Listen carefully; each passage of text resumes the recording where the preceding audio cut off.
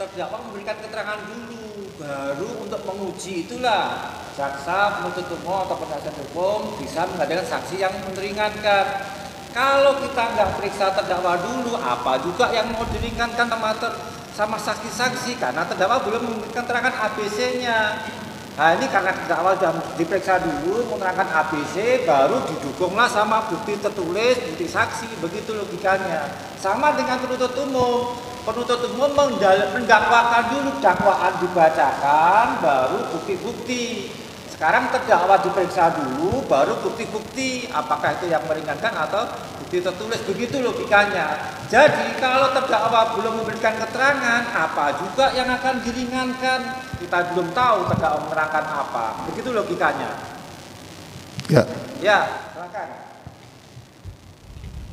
Ya, Majelis Hakim, dengan segala hormat, jika kita menurut kami, jika membaca pasal 165, itu adalah pasal tentang keterangan saksi, ya kan? Hakim, ketua sidang dan hakim anggota dapat meminta kepada saksi segala keterangan yang dianggap perlu. Oleh karena itu, pasal 165 ayat 4 ketika menyebutkan mereka adalah sesama saksi, sehingga penuntut umum, terdakwa atau penasihat hukum itu bertanya kepada saksi-saksi agar mereka dapat diuji kebenarannya. Jadi justru sesudah itu baru kita mendengar keterangan terdakwa bagaimana respon dia terhadap saksi-saksi yang bisa juga dikonfrontir. Menurut hemat kami, mohon maaf, menurut kami ini adalah pasal bahwa saksi-saksi dapat dikonfrontir, dapat dihadapkan satu sama lain untuk menguji kebenaran keterangan mereka masing-masing. Dan dalam pemeriksaan perkara pidana tentu saja terdakwa juga berhak untuk bertanya kepada saksi-saksi tersebut. Terima kasih Yang Mulia. Kalau menurut saudara itu bukan saksi adecat, kalau menurut saudara saksi adecat pasal berapa? Bukan, menurut saya itu saksi adecharge juga termasuk, saksi adecharge dan adecharge dapat diperhadapkan, tapi dia tidak perlu harus dengan keterangan terdakwa dulu Yang Mulia. Ya itu maksud saya, bagaimana saksi itu mau menerangkan atau meringankan kalau terdakwa belum memberikan keterangan apa-apa. Nggak akan kita tahu, nggak akan kita temukan itu, gitu loh. Jadi misalnya, mohon maaf ya sebentar ya. Misalnya saksi terdakwa menerangkan bahwa pada hari itu saya di Surabaya, misalnya, makanya diajukan saksi yang meringankan. Ada ndak alibi bahwa terdakwa pada hari itu di Surabaya? Itu maksud saya, nyambung. Kalau terdakwa belum menerangkan ABC-nya, kemudian mau diringankan, apanya yang mau diringankan? Dasarnya pun udah juga 165 ayat 4. Walaupun tafsirkan saksi yang beratkan saksi yang meringankan, kan itu juga dasarnya. Makanya ini untuk menguji kebenaran keterangan mereka masing-masing, untuk menguji keterangannya masing-masing, makanya dia perbolehkan mengajukan saksi yang meringankan. Sekarang bagaimana saksi diajukan kalau keterangannya aja belum ada? Apa yang mau diuji dari keterangan saksi yang meringankan, gitu loh. Paham kira-kira terima? Saya paham, saya mau jawab langsung. Ya, silakan. Yang mau diuji kan surat dakwaan. Bukan ini, cobalah. Pasal 165 bunyinya seperti itu.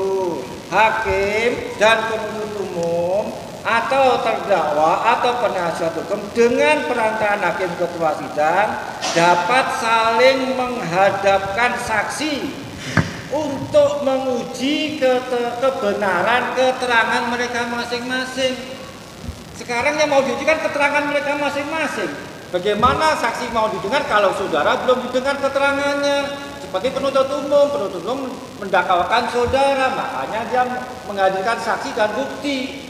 Bagian terdakwa juga, terdakwa diberi hak untuk mengajukan saksi yang meringankan setelah dia memberikan keterangan, gitu loh. Alasannya seperti tadi, contohnya seperti tadi, terdakwa menerangkan ada pada kejadian di Surabaya.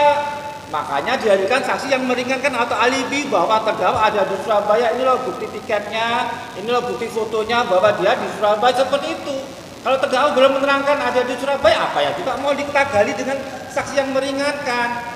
Di sini sudah jelas. Jadi diberikan keterangan dulu, baru diberikan hak untuk membuktikan keterangannya itu mendukung keterangannya, seperti dalam dakwaan seperti itu. Silakan. Ya, menurut hemat kami di dalam KUHP, keterangan terdakwa bukanlah yang utama. Pertama, karena meskipun terdakwa mengaku di pengadilan dalam KUHP, itu tidak serta-merta dapat menghukum terdakwa. Kemudian terdakwa keterangannya hanya dapat dipakai untuk dirinya sendiri, bukan untuk orang lain, ada juga di dalam KUHP. Dan padahal saksi-saksi sebelum ini atau ahli sebelum ini bisa saja mengatakan hal-hal yang merupakan bukti tidak langsung atau dikenal dalam circumstantial evidence, sehingga mungkin saja keterangan terdakwa tidak bisa langsung serta-merta cross check apa yang dikatakan saksi sebelumnya. Oleh karena itu menurut hemat kami setuju dengan pernyataan majelis hakim bahwa 164 adalah saksi ada charge, tetapi yang saling diperhadapkan adalah saksi a charge dengan saksi ada charge. Dan karena saksi a charge sudah diperiksa, maka giliran sekarang kita mendengarkan saksi ada charge. Dan bagaimana kita bisa mengetahui keterangan terdakwa nanti ada di akhir, seperti juga setiap pemeriksaan saksi dia diminta konfirmasi, tetapi juga dalam berkas-berkas pemeriksaan perkara yang membuat mereka berdua sampai ke sidang ini, kami bisa melihat posisi dari penuntut umum. Terima kasih. Ya itu ya, saksi yang dihadirkan oleh terdakwa kan saksi yang meringankan kan. Nggak mungkin saksi yang dihadirkan oleh saksi yang memberatkan, itu satu. Sekarang apa yang mau diringankan? Kalau terdakwa belum memberikan keterangan apa-apa. Contohnya itu tadi tuh, saksi yang meringankan alibi salah satunya. Kalau terdakwa belum menerangkan sesuatu apa yang mau ditanya kepada saksi ini. Sama dengan penuntut umum mengajukan dakwaan, itulah yang akan dibuktikan oleh penuntut umum, mengajukan bukti, mengajukan surat. Sama sekarang terdakwa memberikan keterangan dulu, baru saksi adecat. Tidak mungkin terdakwa mengajukan saksi adecat ada saksi yang meringankan kalau terdakwa belum memberikan keterangan. Itu logikanya dan juga ada dasar hukumnya. Sekarang ya, daripada kita berdebat panjang-panjang penafsiran masing-masing, tolong tunjukkan kepada kami pengajuan saksi adecat di mana letaknya, ada enggak di KUHP? Dari penasihat hukum. Kalau kami mengajukan saksi adecat pemeriksaan secara terdakwa, pasalnya 165 ayat 4. Sekarang kalau saudara bersikukuh bahwa saksi dulu, saksi adecat diperiksa, dasarnya ada apa enggak? Izin majelis. Izin majelis begini majelis. Kalau batu uji majelis hakim yang mana harus diringankan, apa patokannya, apa yang harus diperiksa kemudian, ya tentu saja kita menghadirkan saksi-saksi atau ahli dalam persidangan ini yang dimana untuk membantah dakwaan-dakwaan jaksa penuntut umum. Itu nanti apa yang didakwakan oleh jaksa penuntut umum, kemudian saksi atau ahli yang sudah dihadirkan oleh jaksa penuntut umum, maka kemudian itulah yang nanti akan kita counter melalui saksi dan ahli kita untuk membantah pembuktian atau dakwaan-dakwaan pembuktian yang dilakukan oleh jaksa penuntut umum. Nah itu yang akan kita sampaikan untuk meringankan. Kalau pertanyaan majelis hakim, apa yang akan diringankan, apa yang akan dibantah, tidak tunggal apa yang harus disampaikan oleh terdakwa begitu. Nah terdakwa nanti haknya dia untuk mengkonter kemudian untuk melihat keterangan saksi-saksi itu begitu di akhir nanti, seperti posisi kami begitu majelis. Kalau terdakwa membantah, kita balik sebaliknya. Kalau terdakwa mengakui misalnya, apa juga yang mau diterangkan sama saksi kalau dia mengakui? Makanya dari itu pengertian penghadapan saksi yang meringankan itu, saksi setelah kita dengan terdakwa bilang apa, terdakwa tidak bilang melakukan kejahatan, ada saksinya apa tidak, begitulah logikanya. Kalau kita terdakwa belum mengatakan apa-apa kemudian ada yang meringankan, padahal terdakwa saksi dia mengakui misalnya, kan sia-sia. Itu nggak kena itu pemahaman asasnya bahwa kita saksi masih meringankan. Sama dengan penuntut umum mendakwa dulu, makanya dia membuktikannya. Sekarang terdakwa membantah dulu baru dibuktikan, itu logikanya. Satu lagi yang pertama itu yang coba ada enggak dasar hukumnya dari penasihat hukum, mungkin kami belum tahu juga, yang mengatakan bahwa diperiksa dulu saksi adecat baru terdakwa ada apa tidak. Kalau tidak ada, mohonlah dipahami penafsiran kami, contoh-contoh kami itu dasarnya ada, kami juga tidak semenang-menang juga memeriksa itu. Ya itu aja, nggak ada masalah sebenarnya, tapi logikanya belum menerangkan merah putih hijau kuning kok sudah ada saksi yang menerangkan tidak tahu merah hijau kuning, kan nggak nyambung. Bisa dipahami enggak kira-kira terdakwa? Dia terdakwa menerangkan ada Pak, saya di Surabaya. Adalah saksi yang meringankan bahwa ada saksi yang di Surabaya itu hadir, ada kwitansinya, ada fotonya. Nah itu maksud saya. Kalau belum menerangkan begitu gimana mau ada kita tanya kepada saksi? Majelis izin. Maksud saya paham penjelasan Pak Hakim Anggota. Tapi kami kan juga menghadirkan saksi untuk membantah dakwaan, bukan sekedar menguatkan dalil posisi kami saja. Dalil posisi kami itu paling tidak dua hal. Satu, untuk membantah dakwaan JPU. Yang kedua, nanti fakta, motif yang ada pada kami juga. Mungkin yang poin kedua itu yang maksudnya Pak Hakim Anggota. Tapi kami juga berkepentingan untuk membantah dakwaan dari pihak JPU. Nah, maksudnya alurnya seperti itu. Tapi saya mau bilang begini, Pak Hakim. Di balik semua perdebatan ini kan ujung-ujungnya soal kapan kami diperiksa dalam ukuran ruang dan waktu. Ya kan? Kalaupun kami terima, meskipun kami belum terima, diperiksa sebagai terdakwa sebelum saksi meringankan, paling tidak kami butuh waktu karena tidak bisa mendadak.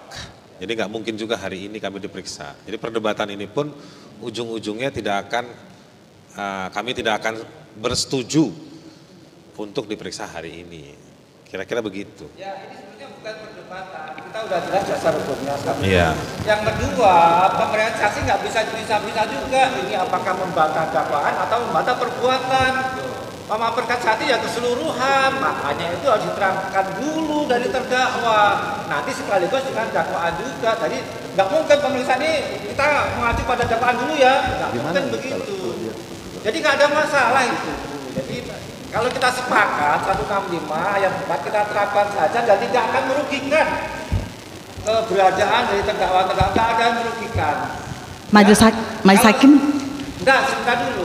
Ya, makanya ini bukan berdebat sebetulnya, hanya persamaan persepsi aja. Makanya saya tanya, kalau mungkin penasihat hukum lebih tahu kami belum tahu juga dasar hukumnya pemeriksaan terdakwa itu apakah setelah pemeriksaan saja atau sebelum. Kalau memang nggak ada, tolonglah kita sepakati 164 ini selesai, nggak ada masalah, nggak ada dirugikan. Paham? Silakan. Ya, terima kasih. Tentu saja saya tidak lebih paham daripada Majelis Hakim yang terhormat, tapi kami ingin mengungkapkan pasal 189 terkait pernyataan Majelis Hakim yang terhormat tadi mengatakan kenapa perlu pemeriksaan terdakwa? Karena jika terdakwa mengaku maka percuma melakukan pemeriksaan yang lain. Perlu kami membacakan 189 ayat 4 mengatakan keterangan terdakwa saja tidak cukup untuk membuktikan bahwa ia bersalah melakukan perbuatan yang didakwakan kepadanya, melainkan harus disertai dengan alat bukti yang lain. Artinya, kalaupun terdakwa kemudian mengatakan, ya saya bersalah, maka pemeriksaan tetap harus dilakukan setelah keterangannya dan tidak percuma, karena tidak cukup menurut KUHAP keterangan terdakwa saja. Selain itu, kalau ditanya pasal yang mana, kami menggunakan penafsiran, kami melakukan penafsiran sistematikal yang mulia, karena juga tidak ada di dalam KUHAP yang mengatakan pemeriksaan terdakwa mendahului pemeriksaan saksi, seperti juga tidak ada yang mengatakan pemeriksaan terdakwa mendahului saksi. Tapi kalau berdasarkan sistematikal terlihat bahwa keterangan terdakwa dibuat di akhir-akhir setelah pemeriksaan saksi. Terima kasih. Kita bukan masalah terdakwa mengaku atau tidak, bukan, itu kan hanya tadi contohnya aja, itu hak dari terdakwa mau mengaku atau tidak. Cuma logikanya dan dasar hukumnya terdakwa diperiksa dulu baru mengajukan saksi yang meringankan atau saksi-saksi yang mendukung keterangan terdakwa, itu intinya. Letaknya aja dan dasarnya sudah jelas ya. Jadi sepakat ya kira-kira. Kalau kita periksa terdakwa dulu nanti, tadi sudah disampaikan sama Pak Haris Azhar juga, mungkin belum hari ini nggak masalah. Tapi yang jelas agenda kita, setelah penuntut umum sudah tidak mengajukan saksi atau mahkota juga tolak, dasarnya 189 ayat 4. Sekarang sidang terdakwa akan memberikan terang apakah hari ini atau berikutnya kita nggak masalah itu. Begitu ya, terdakwa dan penasihat hukum. Ya, baik. Sudah cukup ya.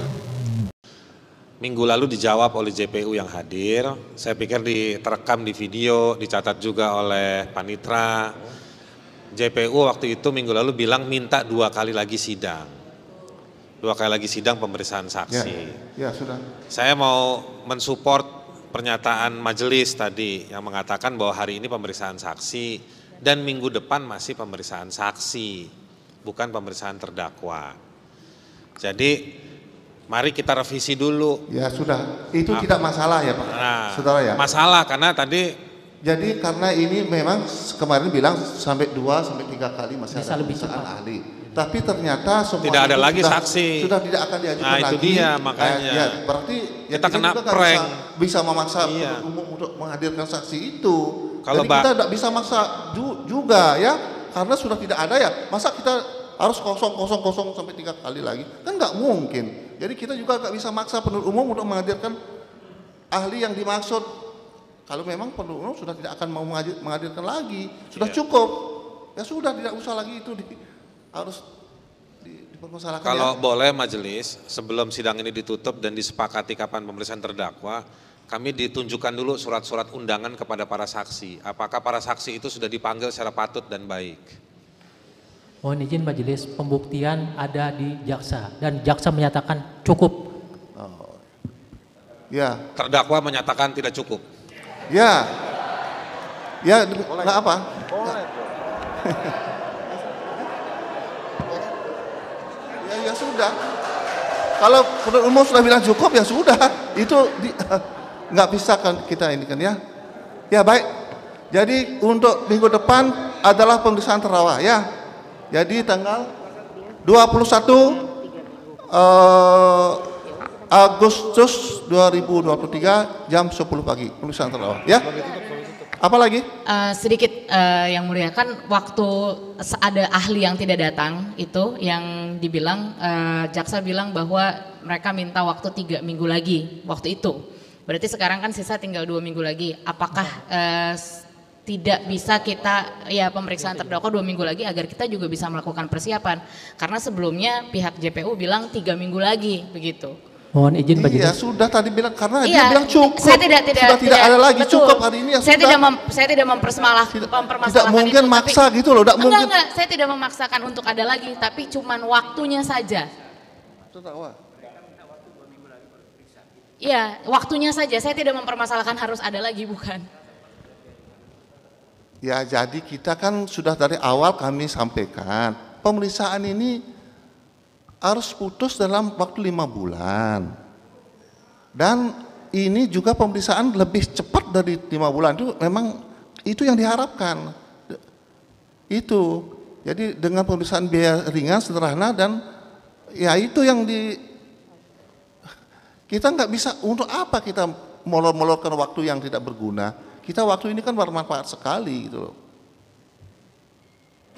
Jadi itu aja ya. Jadi mohon pengertian saudara ya, supaya kita semuanya berjalan baik lah ini semua ya, lancar ya.